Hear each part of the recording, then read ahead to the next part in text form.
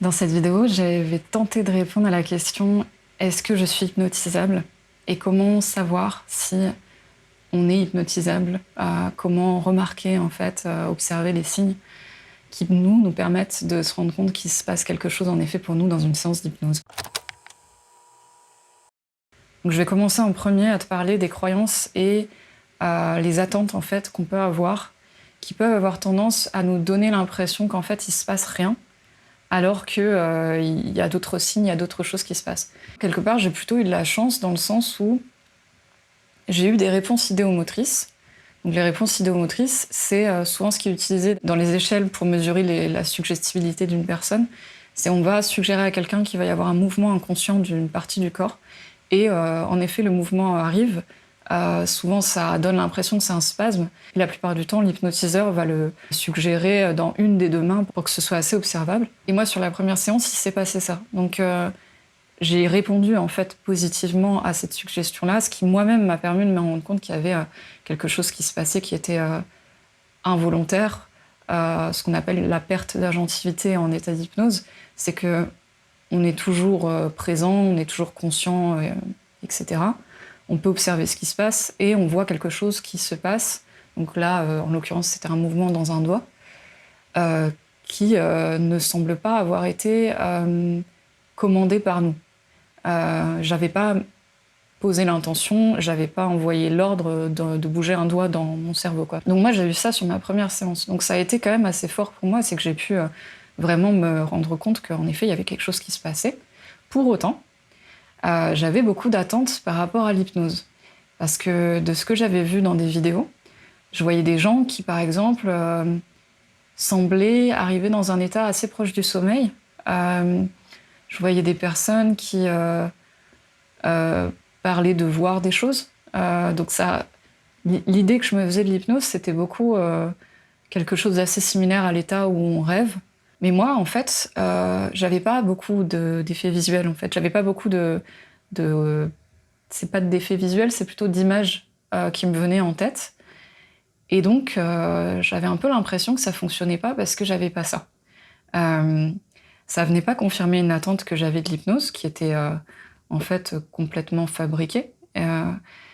Et surtout qui est, encore une fois, liée à des représentations, en fait.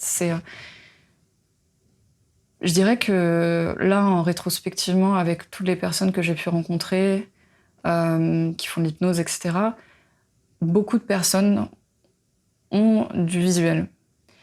Ce qui fait que forcément, on peut s'attendre à ce que ce soit quelque chose qu'on a. Sauf que vraiment, ça dépend des personnes. Il y a des gens pour qui c'est beaucoup plus corporel. Moi, c'est mon cas, par exemple.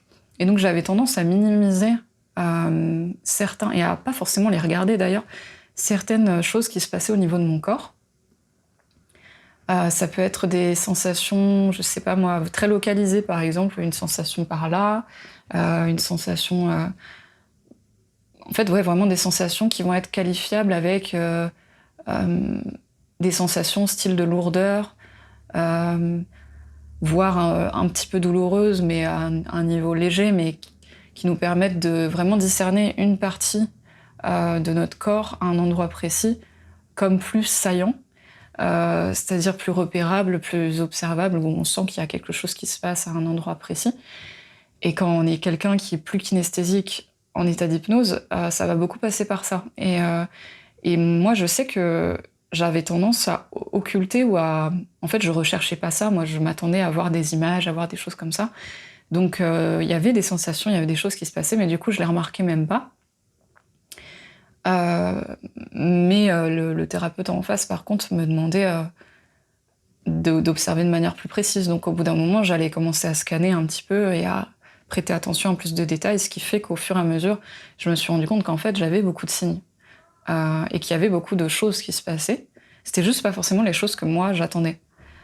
Et donc, ces choses-là, qui viennent dans les attentes, en fait, peuvent vraiment nous donner l'impression qu'il se passe rien pour nous, alors qu'en fait, c'est juste qu'on regarde pas assez, on regarde pas de manière indifférenciée. On a déjà une idée de ce qu'on veut voir, ce qui fait que tout le reste, ça passe un peu à la trappe.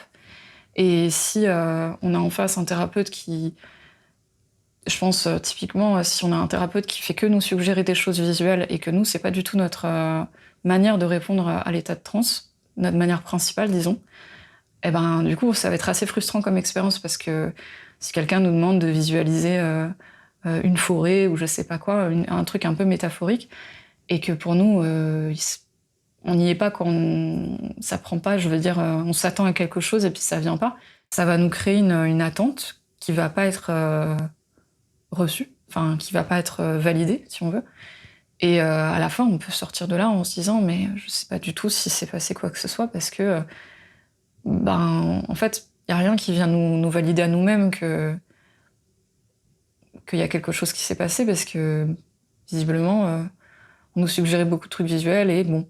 Et peut-être qu'avec un peu de chance, je veux dire, imaginons le thérapeute il déroule tout un narratif et que on est quand même en train de l'écouter et qu'il y a quand même quelque chose qui se passe à l'intérieur de nous. Il y a peut-être un moment où on va avoir une montée d'émotions, quelque chose qui va nous permettre, parce que les émotions c'est aussi un fort facteur qui nous permet de nous rendre compte s'il se passe quelque chose ou pas, je trouve.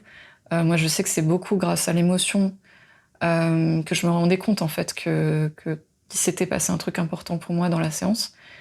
C'était un gros marqueur, ça, et les mouvements involontaires. Donc des fois, il se passe quand même ça, mais pour peu qu'il n'y ait pas cette émotion-là qui vienne, qu'on nous suggère du visuel et qu'en fait, pour nous, on n'y est pas, quoi, bah, ça peut être assez invalidant et ça peut un peu nous donner l'impression qu'on n'est pas hypnotisable ou qu'on n'est pas suggestible, alors qu'en fait, on l'est complètement, mais c'est juste qu'on ne s'est pas retrouvé avec un thérapeute qui a su nous cerner, en fait, notre mode de suggestibilité principale. Je vais parler du VACOG. Donc le VACOG, c'est un acronyme pour visuel, auditif, kinesthésique, olfactif, gustatif. C'est les 5 sens principaux, parce qu'en fait, il y en a plus, je crois. Et en fait, c'est comme des canaux. C'est aussi quelque chose qui fonctionne pour l'apprentissage, la mémoire. On a des canaux principaux. Et en transe, ces canaux principaux-là vont beaucoup se manifester, c'est-à-dire qu'il va y avoir des suggestions auxquelles on va répondre beaucoup plus. Donc il y a certaines personnes pour qui les suggestions qui répondent le mieux, c'est les suggestions visuelles, par exemple. Et il y en a d'autres pour qui ça va être des suggestions kinesthésiques ou auditives. L'olfactif, le gustatif peuvent aussi intervenir en état de transe. C'est un peu plus rare que ça se manifeste, mais ça peut arriver d'halluciner une odeur, par exemple. Et quand on comprend mieux quel est notre canal principal, si je peux appeler ça comme ça devient plus facile pour nous de remarquer les signes qu'on a de nos réponses, en fait, aux suggestions qui sont proposées. Au niveau des études scientifiques, il y a des échelles qui ont été faites pour mesurer, en fait, la suggestibilité en hypnose des personnes, notamment l'échelle de Stanford.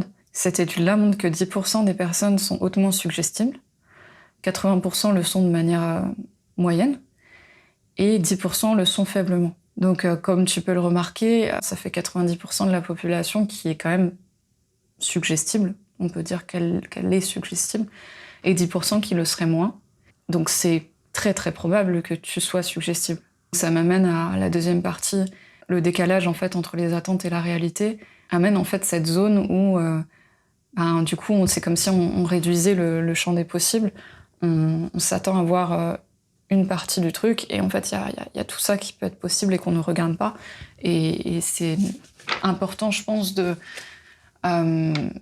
d'essayer au maximum de sortir de ces attentes, de sortir aussi des idées reçues par rapport à l'hypnose, et en fait de s'attendre à tout et de s'attendre à rien en même temps.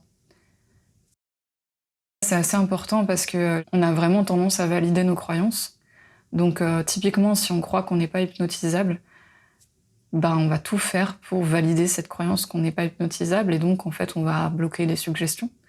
Et ça a donc aucun intérêt d'aller faire une séance d'hypnose parce que on va juste à la fois mettre l'hypnotiseur dans une situation compliquée où en fait on vient juste valider une croyance, et en même temps nous-mêmes on vient juste se priver de vivre quelque chose qui pourtant visiblement nous intrigue puisqu'on va faire une séance d'hypnose. Donc il y a un côté où c'est doublement perdant.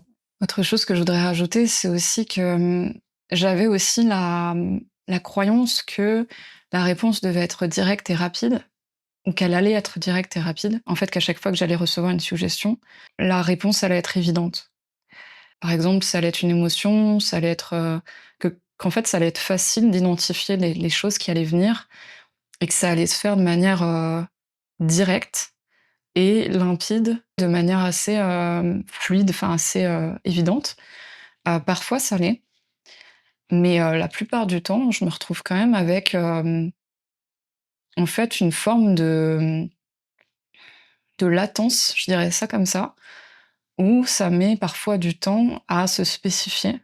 Je dois souvent prendre le temps de me poser avant de répondre à ce qu'on me suggère, à la question qui est posée ou à ouais, la suggestion. Des fois, en fait, j'ai un gros, je ne sais pas, quoi et c'est pas, en fait, toujours évident d'identifier, en particulier, je dirais, les émotions, quand on est face à des, je sais pas comment dire, sur des situations qu'on a peut-être beaucoup enfouies. Il me semble que c'est ce qu'on appelle l'alexithymie, c'est, la difficulté à identifier, en fait, ses émotions et comme on est assez coupé de ça ou enfin, je veux dire, on n'a pas une éducation à l'émotion, par exemple, quand on est enfant, on connaît les émotions principales, la peur, la colère, la joie, ce genre de choses, la tristesse, mais il y a des émotions qui sont beaucoup plus, mélangées entre elles ou beaucoup plus difficiles à identifier et il y a aussi certains processus de défense, en fait, qui font qu'on s'est habitué à ne pas forcément, exprimer ces émotions, en fait, là. Ce qui fait que c'est pas toujours, les réponses sont pas toujours fluides et rapides et j'avais aussi cette impression-là que, ça avait tendance à me mettre en échec d'avoir ces moments où je savais pas quoi répondre parce que je savais pas ce qui se passait ou je savais pas mettre un mot, en fait et où c'était pas clair et limpide, pour moi à ce moment-là dans ma tête, en état d'hypnose et en fait, c'est juste que ça met du temps et que c'est normal que ça mette un certain temps dans certains cas. Et des fois, c'est même au sein de la séance. Je veux dire, je vais avoir une réponse de «je sais pas» et en fait, plus tard, ça va s'identifier en cours de route. En fait, c'est comme les suggestions, c'est un peu comme j'aime bien cette image de l'infusion. Quand tu mets un sachet de thé dans un verre, tu l'enlèves pas tout de suite parce qu'il y a besoin d'un temps d'infusion et en fait, ce temps-là d'infusion fait que parfois, quelques secondes ou minutes après, on sait pas encore et en fait, plus tard, la suggestion va faire un effet et des fois, c'est beaucoup plus rapide que ça. C'est vraiment ça dépend vraiment aussi je pense, du travail qui est fait derrière et des mécanismes de défense qui sont autour de ça et ce genre de choses. Mais en tout cas, ouais, c'était quelque chose qui pouvait me donner l'impression que ça prenait pas ou qui peuvent donner l'impression de se sentir en échec. En réalité, c'est assez normal, d'avoir ça, en fait. J'ai compris aussi que plus j'essayais de forcer, en fait, plus je me mettais la pression pour avoir une réponse ou quelque chose comme ça, plus ça avait tendance à saboter le travail et à pas venir s'exprimer, en fait. Déjà, l'état d'esprit dans lequel on se trouve va influencer, c'est-à-dire, d'être ouvert, en fait, à tout ce qui peut se produire. Ne pas avoir de limites ou de préconçus, être dans un état d'esprit de disponibilité très, très forte. Une disponibilité, mais dépourvue d'attente. C'est quelque chose qui, pour moi, augmente les chances, entre guillemets, que la séance, amène quelque chose de plus important. D'avoir vraiment cette démarche exploratoire et une curiosité, en fait, d'aller au fond de qu'est-ce qui sous-tend notre problème, en fait, notre problématique. Que ce soit une addiction, que ce soit, une phobie, que ce soit, je sais pas, tout un tas de choses, en fait. D'avoir une curiosité, d'être disposé à aller explorer, en fait, vraiment. Et j'ai remarqué aussi que les états de fatigue avaient tendance, en tout cas pour moi, à augmenter aussi l'impact des suggestions parce qu'en fait, ça va plus ou moins j'allais dire me fragiliser, mais me vulnérabiliser. Ça va être plus difficile, quand on est fatigué de maintenir en fait certains mécanismes de défense et en fait, du coup, oui, ça va émotionnellement, on a tendance aussi à être un petit peu plus, labile. La labilité émotionnelle, c'est, le côté, comme ça quoi, des émotions, plus on est reposé, et cetera, plus on va bien se réguler émotionnellement et plus on est fatigué, plus on a tendance à être plus irritable, plus, sensible, en fait, à plein de stimuli, à plein de situations, à plein de choses et ouais, j'ai remarqué que ça, du coup, moi, en tout cas, ça me permet d'avoir, certaines défenses qui, du coup, sont moins solides, ce qui permet aussi d'aller plus rapidement au cœur de, l'émotion quand il y a besoin d'aller vers ça, en séance. La dernière chose pour moi qui vient vraiment augmenter tout ça, et c'est pas des moindres, c'est vraiment le thérapeute. La confiance qu'on a. Alors ça, c'est pour moi le truc le plus important. La confiance qu'on a dans le thérapeute, à ce qu'il ne soit pas jugeant, c'est vraiment le truc le plus important.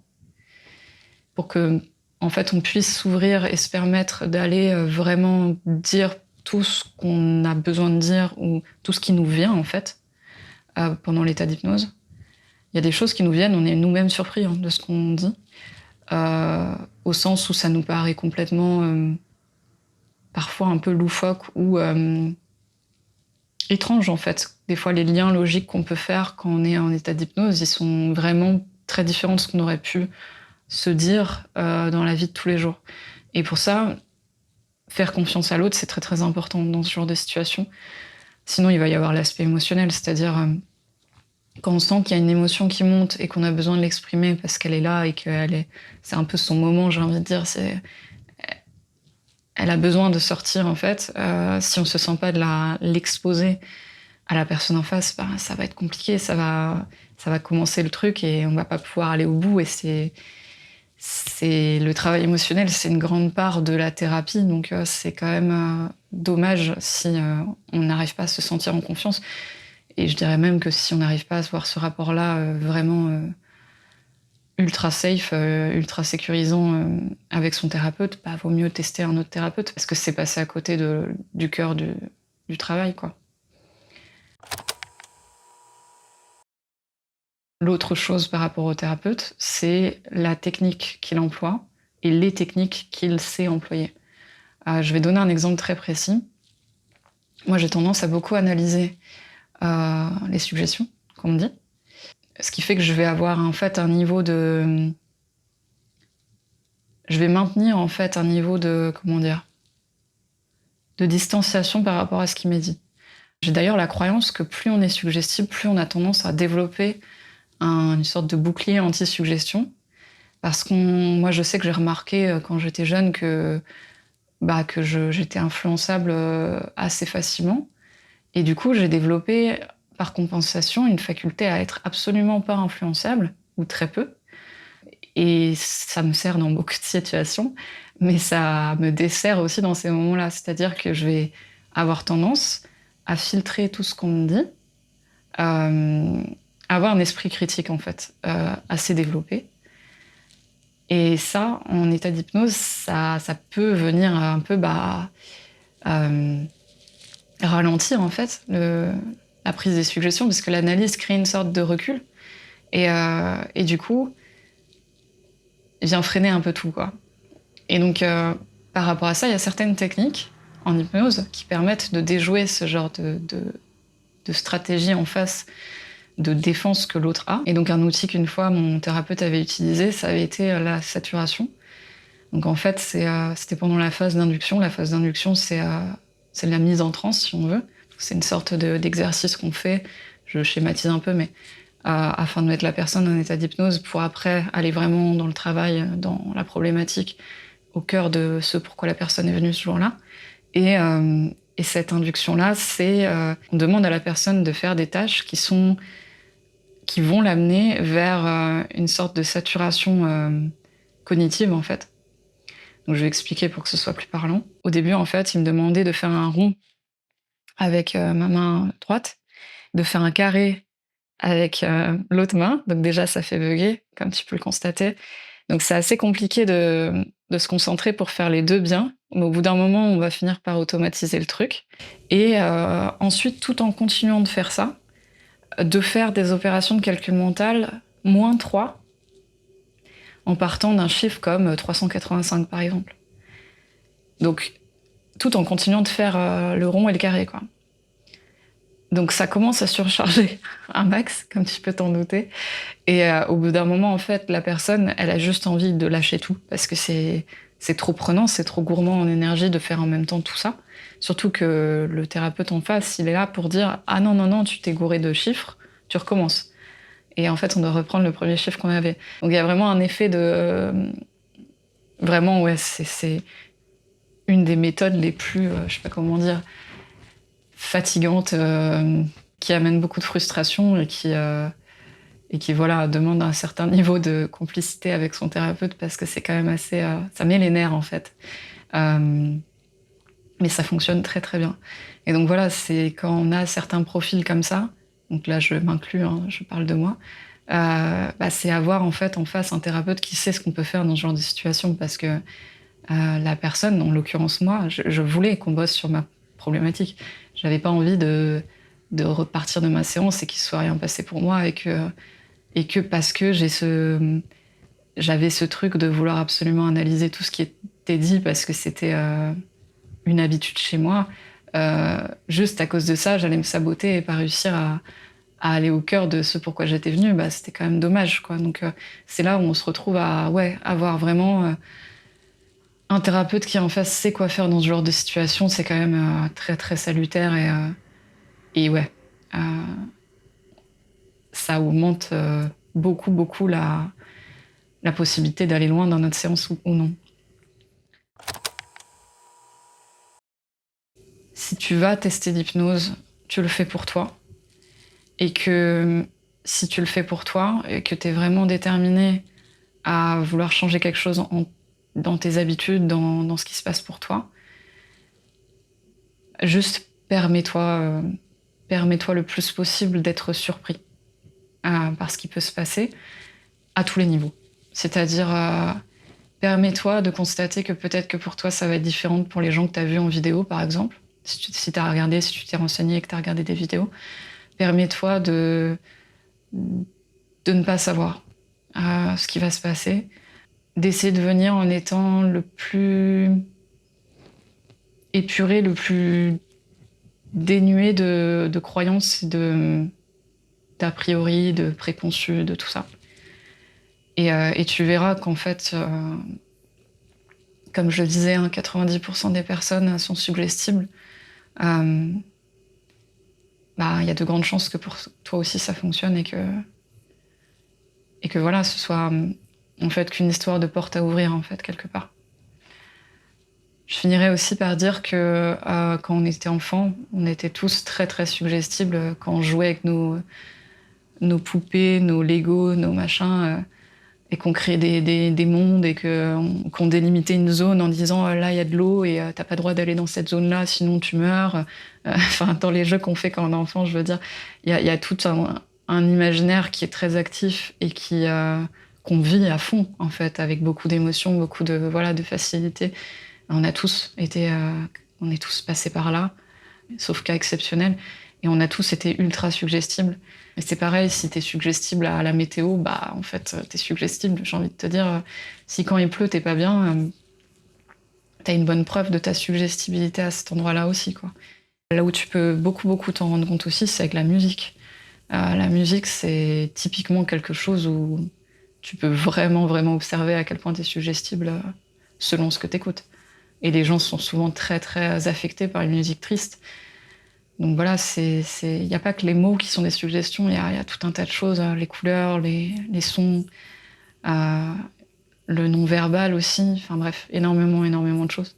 Donc voilà, ma conclusion à ça, c'est que il est très, très fortement probable que tu sois hypnotisable. La question, c'est de découvrir comment tu l'es et comment tu peux le développer aussi, parce qu'à force de séances, ça a tendance à se développer et à devenir de plus en plus varié. Et moi, par exemple, j'ai du visuel dans certaines séances maintenant. J'arrive jamais à savoir quand ça va arriver, mais des fois ça arrive et je me l'explique pas et c'est comme ça en fait. Et c'est un peu ça aussi qui est intéressant, c'est le côté imprévisible et quelque part assez magique dans l'expérience. Je serais très curieuse de savoir comment c'est pour toi, si tu as déjà testé l'hypnose, comment tu as vu les choses évoluer. et si tu as eu une évolution là-dessus. Et quelles sont tes questions, quelles sont peut-être tes peurs, et j'ai fait une vidéo là-dessus, donc tu peux la regarder aussi si ça t'intéresse. Tout type d'interaction est vraiment super chouette, et je me dis pour les gens aussi de lire les commentaires, ça peut être cool. En tout cas, je te remercie pour ton attention et je te dis à bientôt pour une prochaine vidéo.